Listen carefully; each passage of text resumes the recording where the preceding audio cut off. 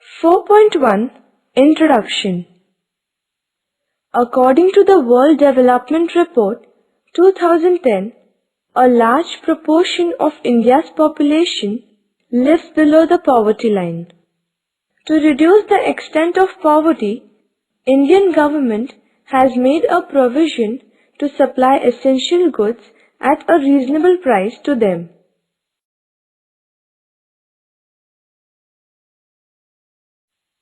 4.2 Public Distribution System PDS. Meaning and explanation. It is a food security system launched by the Government of India. Through this system, food items like wheat, rice, sugar, etc., as well as non-food items like clothes, kerosene, etc., are distributed at subsidized rates among the needy people in India. Thus, many fair price shops are established in several states across the country. Both the central and state government share the responsibility of regulating the public distribution system. The central government is responsible for storage, transportation, and allocation of food grains, whereas state government holds the responsibility of distributing the food grains to the consumers through fair price shops. State government are responsible for operational activities like identification of families below the poverty line, allotment of ration cards, supervision of functioning of fair price shops, etc. 4.3 Objectives of Public Distribution System. There are two main objectives of public distribution system. 1.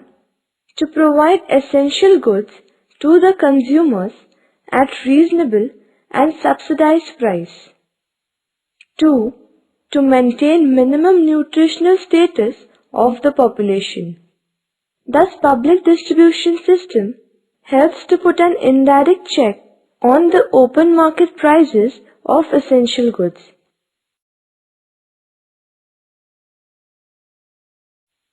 (4.4) Progress of public distribution system. Public distribution system has come into existence soon after the Bengal famine in 1943. Through this system, a network of fair price shops is established to distribute food grains in the country. In India, the number of fair price shops was nearly 47,000 in 1960. It increased from 4.58 lakhs in 1999 to 4.74 lakhs in 2002 and 4.99 lakhs in 2011. The offtake from public distribution system was nearly 19 million tons of food grains in 1991 to 92, but recently it has declined.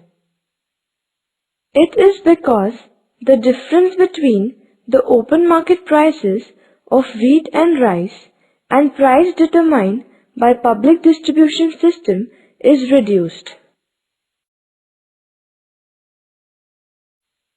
4.5 Drawbacks of public distribution system. 1. Limited benefits to the poor. Under PDS, food grains are provided to ration card holders only. These ration cards are issued on the basis of residential address. So seasonal migrant workers and homeless people are not able to get its benefits. 2. Regional disparities. Some regions are well developed while some are less developed. In some states, large number of families are below poverty line. But the offtake of food grain through PDS is not accordingly.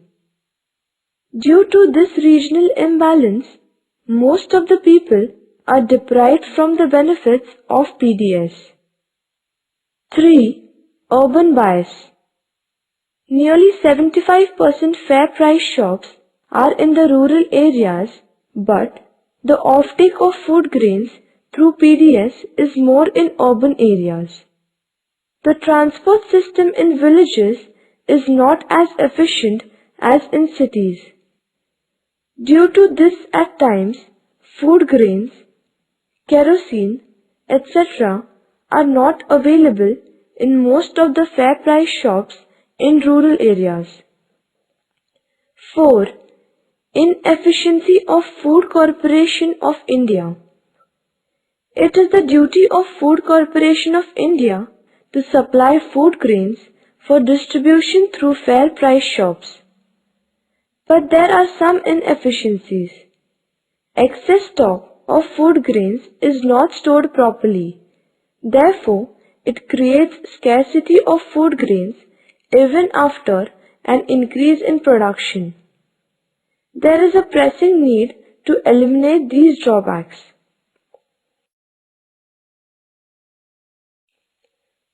4.6 Remedial measures. 1. Food bank. It is essential to establish food banks and to modernize godowns in every state, so that food grain can be properly stored. 2. Extension of the coverage of PDS.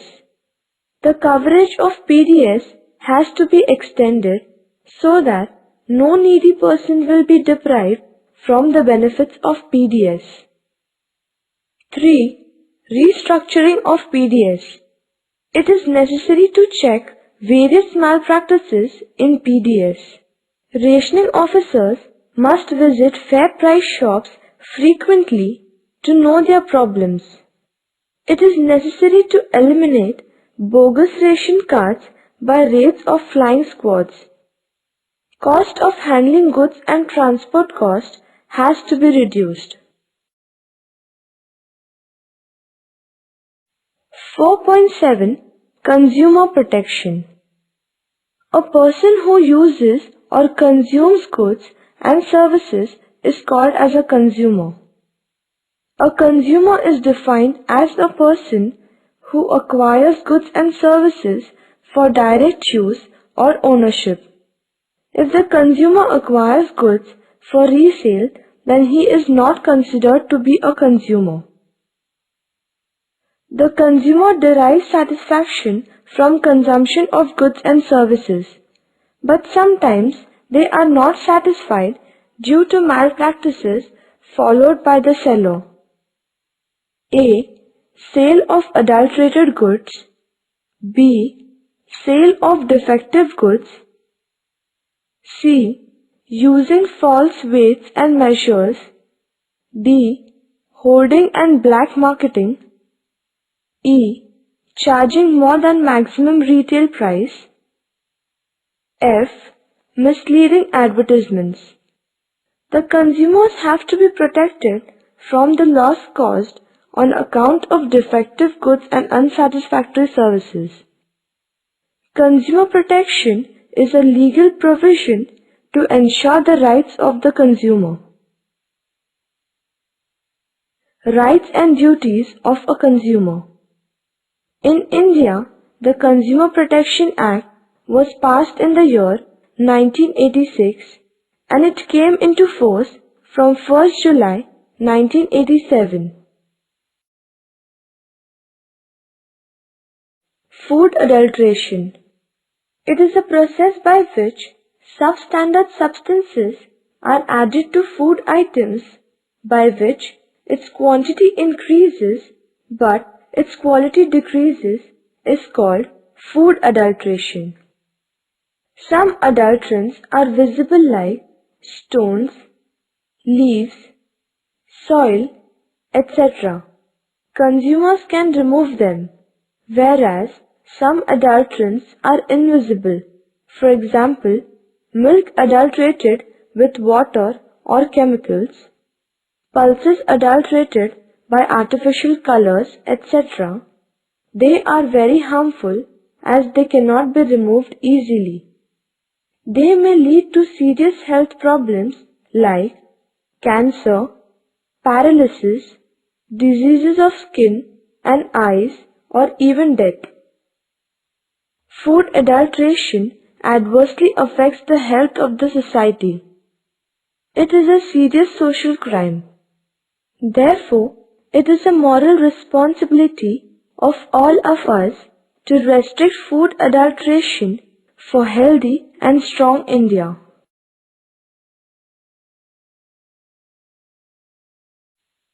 Right to seek redressal.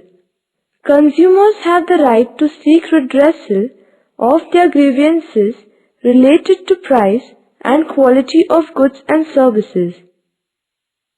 If required, the product must be repaired or replaced by the seller or manufacturer. The consumers' redressal agencies include the District Forum, the State Commission, and the National Commission. The Supreme Court is the final court of appeal and verdict. Right to consumer education. The consumers must know about the relevant laws to prevent unfair trade practices and to follow the procedure while making complaint. Right to clean environment. Everyone has the right to enjoy a pollution-free environment. If anybody creates pollution by means of garbage, air, water, noise, etc., a consumer has the right to lodge a complaint and to seek its redressal. Main objectives of Consumer Protection Act. 1. Providing better and all-round protection to consumers. 2. Making provisions for a simple and speedy machinery for redressal of consumers' grievances. It provides a statutory recognition to the following rights of consumers.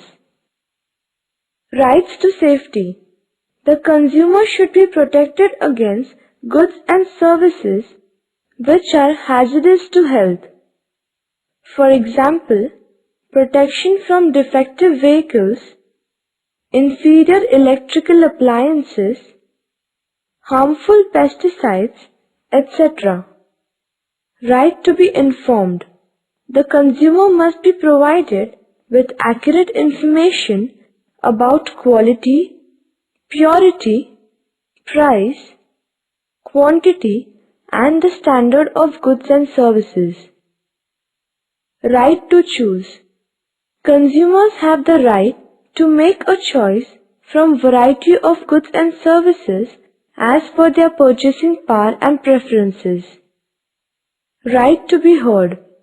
Consumers have the right to be heard by manufacturers and dealers about their opinions on production.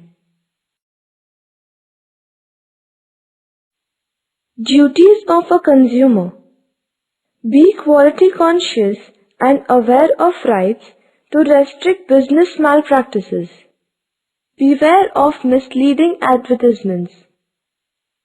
Insist the seller to give a bill, receipt, and guarantee card. Compare the quality, price, durability, after-sales services, etc. of the product. Carefully inspect variety of goods and make the best choice. In India, 24 December is the National Consumers Day, while 15th March is World Consumers Day. Lok Adalat is an effective source of rapid redressal in our country. Consumers' protection is a social responsibility. So various consumer organizations are actively functioning worldwide. Targeted Public Distribution System. Since June 1997, a dual pricing structure was introduced under targeted public distribution system. Accordingly, the target was to distribute food grains at reasonable prices to the needy families above poverty line, at a very low price to the families below poverty line. A ration card is essential to obtain food grains through public distribution system.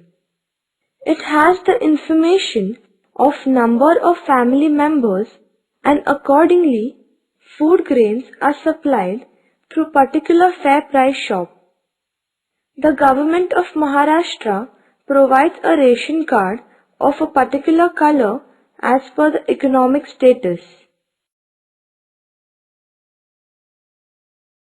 Generally, white ration card is given to those families whose annual income is more than rupees 1 lakh. They are excluded from the benefits of public distribution system due to high economic status. An orange ration card is provided to those families whose annual income is between 25,000 to 1 lakh.